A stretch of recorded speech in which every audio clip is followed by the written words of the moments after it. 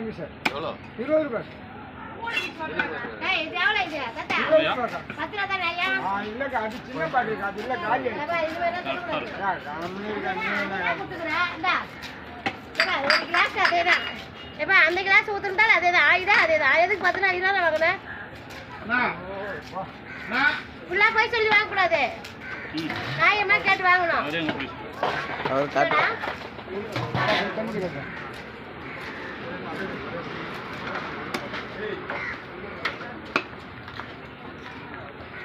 நான்